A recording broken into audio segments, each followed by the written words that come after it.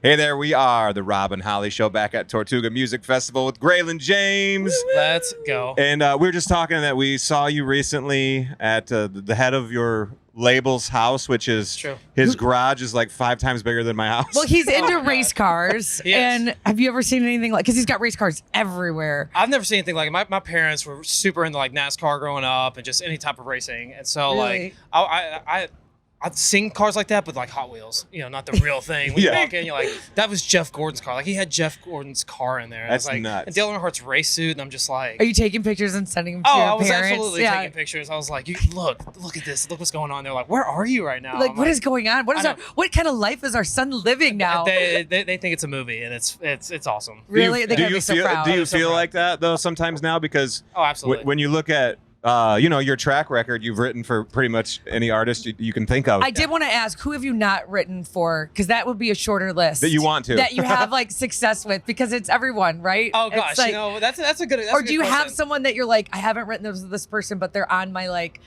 I wish list? Oh gosh, that's a great question. I kind of rotate through, but I've become close with Hardy over the past few weeks. I'm really excited. This is my first time seeing him play like a full band show, and I just was obsessed with him as a songwriter. So to actually get to work with him and getting close with him, it's he's one of the guys I'm like, I want to get a hit song with him. So Okay, that's so on my that's bucket list. on the wish list. That's on the wish list. Okay. But you got to be. Are you definitely more focused on yourself? Obviously now as an artist. Absolutely.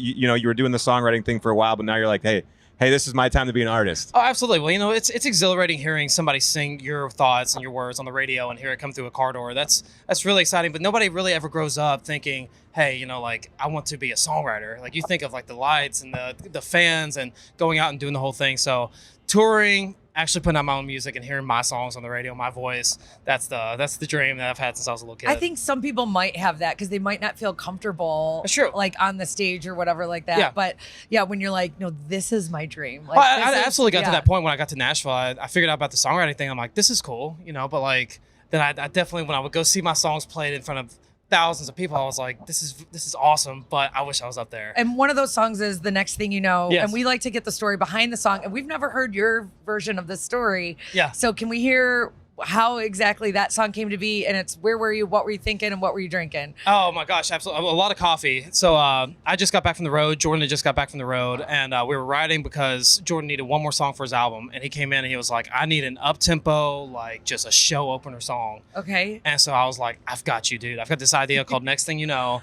And it's just the title. And the title was just, hey, girl, I want to be the next thing you know. And Jordan was like, yeah, that's cool, but what if it was about like my little boy growing up, and like next thing you know, we're having his first birthday, and next thing you know, he's gonna be taking his first steps and all these different things. And I was like, all right. And then it was slow, and we were like, he's definitely never gonna record this. We knew it was a special song, but he needed an up tempo, but he recorded it the next week, and then I saw people like posting on TikTok. I'm like, oh my gosh, this is I've never had a song connect like that I'd written. So it was definitely a game changer for me. Because they resonated with it. Because it's a weird, time is a weird thing. It is. Oh, absolutely. And, I just had the conversation with my parents in that last chorus. It talks about you get to know your wife again. And for me, that's the most relatable part for me is, my parents, empty nesters, getting to know each other, going on dates. So I think everybody can find themselves in that song, including myself. I was gonna say, I wondered if it was difficult for you to write, since it's like from a dad's perspective, and I don't think you're. Oh, definitely not dad. No, not that I know of. No. Whoa. I don't know, but son, if you're out there, anyway. But no, I think that it was definitely one of those things that I've seen how much my parents just invested in us emotionally. For me and my brother growing up, and I definitely felt that when we were writing the song. So it was just putting myself in their shoes, and it was easy, and that's just being a songwriter, writing stories that people can live to. Yeah. Well, let's talk about your song. Yes, sir. As an artist, Your now. other song. The other song that you sing. There's a lot of them. That's right. But the latest, Ain't Think About You. Yeah, that's right.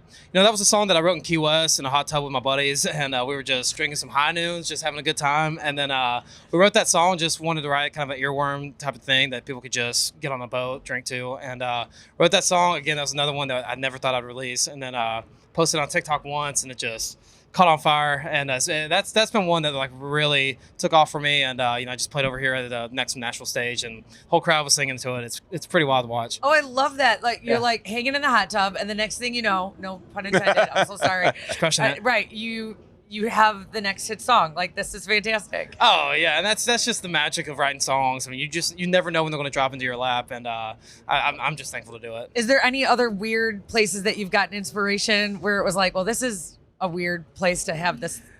You know what? So like one of my next few releases, I wrote on an airplane to South Dakota, and I just wrote it with no guitar. I was just like in my head, and then when I landed, I sat down with the guitar, wrote it, and I'm excited about it. So that person next to you is like, what is he doing over there? Oh, they definitely look at my notes. And yeah, I was you're like, oh, hey, God, don't cheat, dude. Writing No, a hit song over here. that's right. Trying to, yeah. How many times you mentioned like both songs we talked about? You wrote them and you were like, yeah, these probably won't even get released. And they ended up being huge songs. Do you feel like that happens a lot where you are like, this isn't it, and then so many times. I mean, well, I any of the songs I've written that got recorded or that I've put out myself, I never thought when we were writing it, oh my God, this is going to be like a game changer. But so my record label guy, he's standing over here watching, but he's like, hey, every time you write a song, send it directly to me and let me make the decision. All right. Yeah, but like you keep your thoughts out of it. That's right. You're like, get out of your own way. That's right. Well, we do it every single day. And, I was talking to Hardy, the same thing. We write songs every single day. And you never know what's going to resonate with people. And that's why, it's awesome with like TikTok, Instagram, and radio. You get to see what people really relate to and respond to. And they tell you, especially now more than ever. Right. Well, the people on the online are very opinionated. That's true. Yeah. That's very true. Good and bad. Yeah, that's right. That's right. Yeah, sometimes you got to be very choosy on what you're paying attention to on social media and what you're not paying attention to. Hey, my dad will come at you. If you comment something negative, my dad will get on you. Does your dad comment on social media? He likes to clap back? My pops he's got a burner account, dude. He gets on there and he's like, hey, you get off my son. I'm like, Dad, that's if you're saying it's your son, they know it's you, dude. That's you're like, Dad, you're not helping. Yeah, you just burned down your burner account, dude. Oh my God. That's so funny. Well, man, we're having a blast here at Tortuga. Greylan James, thank you so much for stopping by and hanging with us for a little bit. I love talking to y'all. Thank you so much. Congrats on everything. Thank you. See you.